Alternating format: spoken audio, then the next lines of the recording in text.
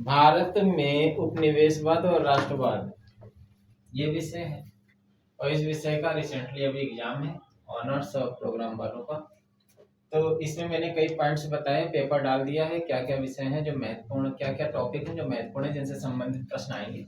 इन्हीं में से एक जो टॉपिक है वो है आपका 1935 एक्ट, यानी 1935 अधिनियम। अब इस अधिनियम के बारे में जानकारी देता हूँ। प्रश्न क्या आ सकता है, 1935 के अधिनियम की आलोचनात्मक व्याख्या कीजिए या इसकी विशेषता बताइए। एक ही वीडियो बनाऊंगा जिस वीडियो में सीधे से ये बताने की कोशिश करूंगा कि 1935 एक्ट था क्या। उस एक्ट को अगर आपने समझ लिया तो उस एक्ट में आपको कमियां खुद ब खुद नजर आएंगी। आप उन कमियों को है ना, उस समय भारतीय जो लोग थे, नागरिक थे, नेता थे, कांग्रेस के जो टीम थी, उनको क्या लगा जिससे कि वो उसकी आलोचना करने लगे, तो उससे संबंधित अपने विचार दे सकते हैं। तो ये आलोचनात्मक टिप्पणी हो जाएगी। फिर सबसे पहले आता है 1935 एक्ट की हमें जरूरत क्यों पड़ी, या यूं कह सकते हैं आखिरकार ब्रिटिश संसद द्वारा 1935 का अधिनियम क्यों लाया गया। तो इससे पहले जो अधिनियम वर्क कर रहा था वो था 1919 का जो अधिनियम था, एक्ट था, उससे भारतीय नेता संतुष्ट थे नहीं। तो इसमें बदलाव की मांग कर रहे थे और इसको इस प्रकार से ढालना चाहते थे और ये दबाव बना रहे थे ब्रिटिश संसद में कि किसी न किसी प्रकार से इसे इस मोड़ पर लाया जाए जिससे कि भारतवासियों को संतुष्टि प्राप्त हो। ये मांग ने क्या किया, आखिरकार उस पर एक कमीशन बैठा दिया। इस कमीशन को साइमन कमीशन कहा जाता है। साइमन कमीशन जब बैठा तो साइमन कमीशन एक ऐसे मेंबरों का ग्रुप था जिसमें ना जितने भी मेंबर थे वे सभी अंग्रेज थे। तो फिर ना वहीं पर भारतीय नेताओं को या कांग्रेस के जो नरम और उदारवादी लोग थे उन्हें ऐसा प्रतीत हुआ कि ये जो अंग्रेज हैं ये है ना ऐसी ही नीतियों को निर्माणित करेंगे जो है ना भारतीय लोगों के लिए अच्छी ना हो, या ये कह सकते हैं कि वो अपनी मनमानी करेंगे। इस उद्देश्य से इस कमीशन को से भी असंतुष्टि के नजरिए से गोबेक का नारा लगा था और ये कमीशन भारत आया था, रिपोर्ट बनाने चाहता था। उस पर है ना उन्होंने अपना नतीजा दायर किया। तो बताया जाता है 1930, 31 और 32 में ये सालें हैं, 3 सालों में क्या किया, उसमें रिपोर्ट तैयार की गई है और इस रिपोर्ट को विचार और संविधान के लिए ब्रिटिश संसद द्वारा जो ब्रिटेन में 3 गोलमेज सम्मेलन पर इस पर चर्चा हुई और अंततः 1935 एक्ट ला दिया गया इसकी जगह पर। ये तो 1935 एक्ट आया कैसे ये पता चला। अब बात आती है 1935 एक्ट में था क्या। तो देखो आज जैसा हमारा भारतीय संविधान है जिसको हम पढ़ते हैं उसी की तरह मिलता जुलता है 1935। देखते हैं 1973। सबसे पहले तो हम ये बताएंगे कि 1935 एक्ट है ना जो है वो बड़ा विस्तृत और जटिल है। क्यों है तो रीजन बताते हैं। 1773 से लेकर 1947 के बीच में जितने भी है ना अधिनियम बने उनमें सबसे बड़ा अधिनियम जो था वो 1935 का था। पहली लाइन तो ये लिख दी मैंने। और इसकी जांच कैसे होती है, तो जांच के लिए धारा इसमें 451 है और सूचियां 15 है और पृष्ठ जो है वो 450 है। तो ये बताता है कि अधिनियम बड़ा था। और बड़ा क्यों हो गया, क्योंकि भारत के भौगोलिक ढांचे के अंतर्गत इसके प्रांतों को और केंद्रीय शासन तंत्र को अलग अलग तरीके से विस्तारित रूप में समझाया गया है। तो यूं कह सकते हैं संघीय ढांचे को इसमें समझाने की कोशिश की गई। इसमें केंद्र और प्रांतीय सरकारों का विस्तृत विवरण है। तो ये जो 3 लाइनें हो गई ये तो हमें बताता है कि ये कितना बड़ा, विस्तृत और जटिल है। और ये पहली जो लाइन है वो ये बताती है 1935 एक्ट आया कैसे। इसके बाद और जो चीजें हैं वो विशेषताएं हैं, इन्हीं विशेषताओं में कुछ कमियां हैं, वो आलोचना हो जाती है। तो पहला ब्रिटिश भारत और रियासतों के लिए संघ का सुझाव दिया गया, तो यही पता चलता है। संघ का मतलब समझते हैं दोहरा शासन खत्म करके एक गहरा शासन लागू करना। इसके बाद 2 प्रकार की गवर्नमेंट काम करेगी, एक सेंट्रल गवर्नमेंट काम करेगी, एक प्रांतीय गवर्नमेंट यानी कि प्रांतों की सरकार काम करेगी। ठीक है, तो यहाँ पे ब्रिटिश भारत और रियासतों के लिए संघ का सुझाव दिया गया था। और इस सुझाव के अंतर्गत ये लाइन आगे मैंने जोड़ दी है जी। प्रांत इसमें कितने थे, 11 कमिश्नरी प्रांत जो थे वो थे 6 और अन्य रियासतें थी। तो ये तो मैंने ज्योग्राफिक स्ट्रक्चर दे दिया। रियासतों को एक विलय पत्र दिया। विलय पत्र क्या कह सकते हैं, एक तरीके से ये एक प्रारूप था, जो इसे इंस्ट्रूमेंट ऑफ एक्सेशन कहते हैं, जिसके अंतर्गत रियासतों से ये बोला गया था कि आप ये ब्यौरा दीजिए कि आप कौन कौन सी शक्ति जो है सरकार को या संघ को देना चाहते हैं, केंद्र को देना चाहते हैं। ठीक है, और ये तो एक तरीके से क्या हुआ, आलोचना ये होती है कि रियासतों को शक्तिहीन बनाने की कोशिश। ठीक, अब इसके बाद आता है 1919 का एक्ट। मैं इसको कंपेयर करते हुए इसको डिफाइन कर रहा हूं इस लाइन में। 1919 का जो एक्ट है ना, उसमें दोहरा शासन था, और वहीं पर 1935 का एक्ट आया ना, इसमें गहरा शासन ला दिया गया। तो मैंने लिख दिया कि 1935 में ये दोहरा शासन समाप्त कर दिया गया, प्रांतों को पूर्ण स्वतंत्रता दे दी गई। ठीक है ना, और गवर्नर की जो तानाशाही है उसे रोकने के लिए कोई शक्ति नहीं थी। एक चीज मैं बता रहा हूँ यहाँ पे, मैंने सॉरी कुछ हाँ, केंद्र सरकार के जो विषय थे, ये तो हो गए ना, प्रांतों को पूर्ण स्वतंत्रता। केंद्र सरकार के जो विषय हैं उनमें ना क्रमशः रक्षा विभाग, विदेश और धार्मिक, इन पर गवर्नर जनरल का नियंत्रण था। यानी गवर्नर जनरल जो है ब्रिटिश गवर्नर पार्लियामेंट द्वारा चयनित व्यक्ति जो है भेजा जाता था। ठीक है ना, पूरे भारत पर है ना जो है शासन करता था केंद्रीय शक्ति के रूप में। यहाँ पे गवर्नर की तानाशाही को रोकने के लिए कोई शक्ति नहीं थी। प्रांतों के सब विषय मंत्रियों के पास होते थे, और मंत्रिमंडल के प्रति उत्तरदायी हुआ करते थे।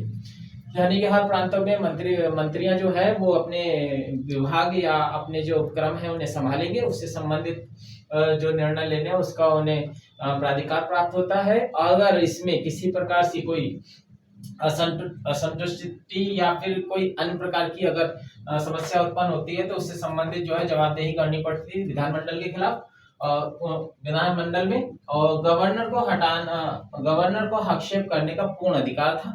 अगर किसी प्रकार से कोई मंत्री कोई निर्णय ले रहा है, गवर्नर के पास था, उस निर्णय में फेरबदल किया जा सकता है। ये बता रहा हूं, तो कुल मिला के गवर्नर शक्तिशाली ही दिखाया गया, ये आलोचना ही है। शक्ति विभाजन की बात करते हैं। इसमें शक्ति विभाजन आपने पहले 11वीं 12वीं में पढ़ा होगा। 3 सूचियां बनी हुई है। इसमें से पहली जो सूची है वो संघीय सूची है, फेडरल लिस्ट है।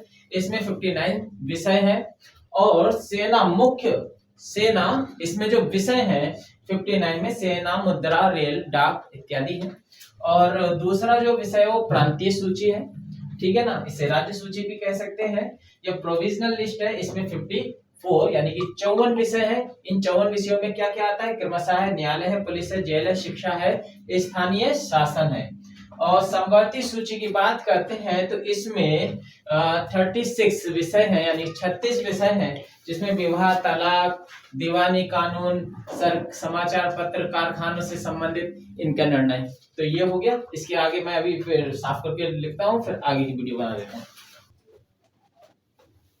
संघीय न्यायालय, अगर न्यायालय की बात करते हैं तो एक मुख्य न्यायाधीश था और अन्य सहायक न्यायाधीशों का एक ग्रुप था।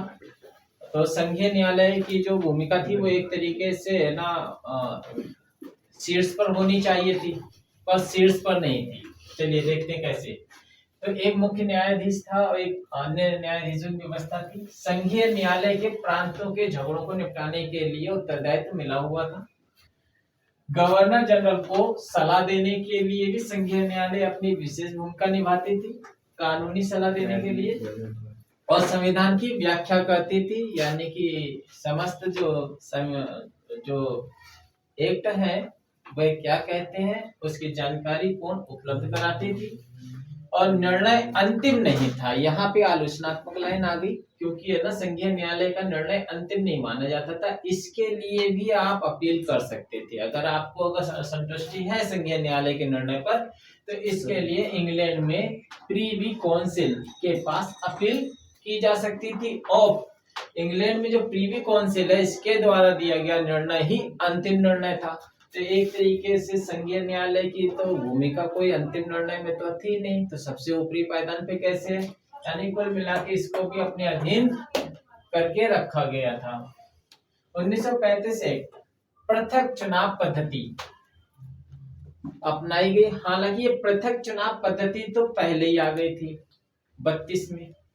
इसमें क्या किया गया था, इसमें बताते हैं उस समय मैकडोनाल्ड जो प्रधानमंत्री थे उन्होंने ना पृथक ग्रुप सांप्रदायिक भावना के अंतर्गत मुसलमान, सिख, ईसाई और पूंजीवादी लोग और स्त्रियों के ग्रुप अलग अलग किए, और इनको है ना उनकी काउंटिंग के अंतर्गत ये ग्रुप में इसलिए बांटा गया था क्योंकि है ना कहीं किसी भी प्रकार से भारत पर ना फूट डालो और राज करो की नीति अपनानी थी।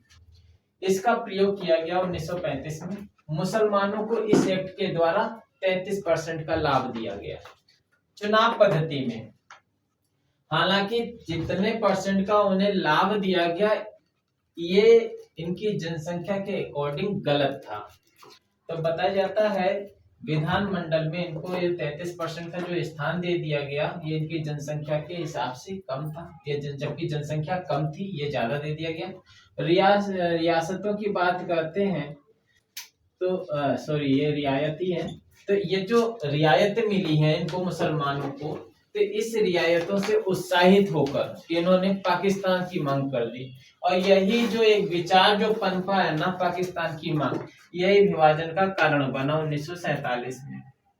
अब आगे की बात करते हैं 1935 के एक्ट में 6, अब यहाँ पर हम कहते हैं प्रांतों की बात, तो 6 प्रांतों में ये एक तरीके से विधायी सिस्टम पर जा रहे हैं। 6 प्रांतों में भी द्विसदनीय विधानमंडल थी। द्विसदनीय तो आपको मालूम होगा, ऐसे प्रांत जहां पर है ना 2 सदन होते हैं, और वो 2 सदन जो है वो निम्न सदन और ऊपरी सदन के रूप में देखे जाते हैं। आज के समय में विधान परिषद और विधानमंडल कहते हैं इन्हें, ठीक है। तो इन्हें ना द्विसदनीय विधानमंडल बोला गया है। अगर इससे पहले जब 1919 चल रहा था ना, उस समय क्या होता था कि 375 सीटें जो होती थी वो होती थी निम्न सदन में, और 160 सीटें जो होती थी वो ऊपरी सदन में होती थी। अब यहाँ पर इसको बदल दिया गया, प्रांतों में निम्न सदन जो है उसे विधानसभा कहा जाने लगा, ऊपरी सदन जो है वो विधान परिषद हो गया। निम्न सदन जो विधानसभा इसमें 60 सीटें कर दी गई और विधान परिषद में 250। ज्यादा मैं डिटेल से नहीं बता रहा, जितना बता रहा हूँ इस हिसाब से बहुत हो जाएगा। इस एक्ट में संशोधन, अब कोई भी एक्ट होता था ना, यहाँ पे बात करते हैं कि एक्ट, हालांकि तो संघीय न्यायालय महत्वपूर्ण भूमिका निभाए पर नहीं था। कुल मिला के जो है अंतिम निर्णय इंग्लैंड में प्रीवी काउंसिल के अधीन था। तो इसी के अंतर्गत बताया जाता है कि एक्ट में अगर संशोधन करना है या फिर उस धारा को रद्द करना है या कोई नई धारा को ऐड करना है, ये समस्त अधिकार जो है वो किसके पास थे? ब्रिटिश संसद के पास। हालांकि ब्रिटिश संसद का इसमें क्या भूमिका थी, जब आपने ना भारतीय संविधान का निर्माण किया है 1935 एक्ट के अंतर्गत, तो इनके पास होना चाहिए, नहीं, ब्रिटिश संसद के पास, ये आलोचना है। इस एक्ट में बर्मा को क्या किया?